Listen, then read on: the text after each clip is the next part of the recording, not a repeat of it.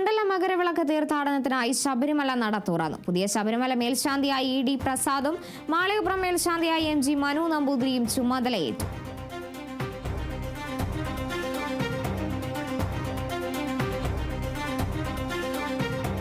മണ്ഡല മകരവിളക്ക് തീർത്ഥാടനത്തിനായി ശബരിമല നട തുറന്നിരിക്കുകയാണ്. ഇനി വ്രതശുദ്ധിയുടെ നാളുകളാണ്. പുതിയ ശബരിമല മേൽശാന്തിയായി ഇ.ഡി. പ്രസാദും മാളികപ്പുറം മേൽശാന്തിയായി എം.ജി. മനു നമ്പൂതിരിയും ചുമതലയേറ്റിരിക്കുകയാണ്.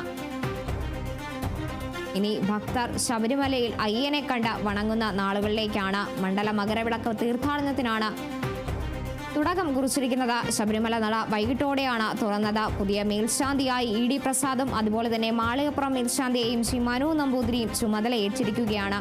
മണ്ഡല മകരവിളക്ക് മഹോത്സവത്തിനാണ് തുടക്കം കുറിച്ചിരിക്കുന്നത്. ശബരിമല നട തുറന്നിരിക്കുകയാണ്.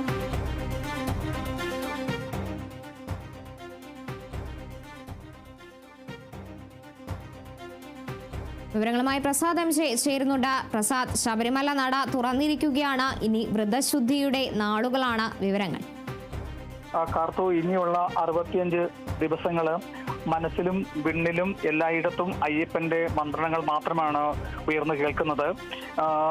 ഇപ്പോൾ തന്നെ 30,000 പേരാണ് ഇന്ന് തന്നെ വെർച്വൽ ക്യൂവിൽ നമ്മുടെ ശബരിമലയിൽ ബുക്ക് ചെയ്തിട്ടുള്ളത്. ഭക്തരുടെ നീണ്ട നിര തന്നെയാണ് ഇന്നലെ രാത്രി മുതൽ പമ്പ മുതൽ സന്നിധാനത്ത് വരെയാണ്. അപ്പോൾ ഇപ്പം നമുക്ക് അറിയാൻ കഴിയുന്നത് നിയുക്ത മേൽശാന്തി തൃശ്ശൂർ സ്വദേശി ഇ.ഡി.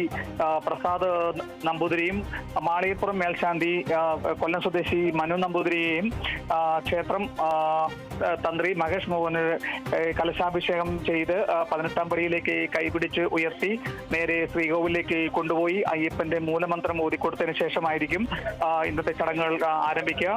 അതിനു മുന്നോടിയായി കഴിഞ്ഞ ഒരു വർഷം അയ്യപ്പസ്വാമിയെ സേവിച്ച അരുൺ നമ്പൂതിരി 18ാം പടി താഴേക്ക് ഇറങ്ങി ആഴിയിൽ ദീപം തെളിയിച്ചതിന് ശേഷമായിരിക്കും ഇന്നത്തെ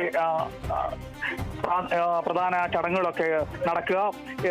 ഇന്നു മുതൽ തന്നെ ആയിരിക്കും ഭക്തർക്കുള്ള എല്ലാവിധ സൗകര്യങ്ങളും ഒരുക്കിയിട്ടുണ്ടെന്ന് ഇപ്പോഴത്തെ ദേവസ്വം ബോർഡ് പ്രസിഡന്റ് കെ ജയകുമാറും അംഗങ്ങളായ രാജുവും സന്തോഷ് കുമാറും അറിയിച്ചിട്ടുണ്ട്.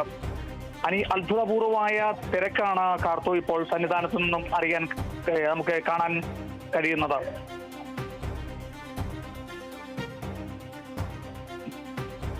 ശരി, മണ്ഡല മകരവിളക്ക് തീർത്ഥാടനത്തിനായി ശബരിമല നട തുറന്നിരിക്കുകയാണ്. പുതിയ ശബരിമല മേൽശാന്തിയും അതുപോലെ തന്നെ മാളികപ്പുറം മേൽശാന്തിയും ചുമതലയേറ്റിരിക്കുകയാണ്. ഇനി അയ്യപ്പ വിളികളുടെ നാളുകളാണ്. പ്രസാദ് എം.ജി. വിവരങ്ങൾ നൽകിയത്.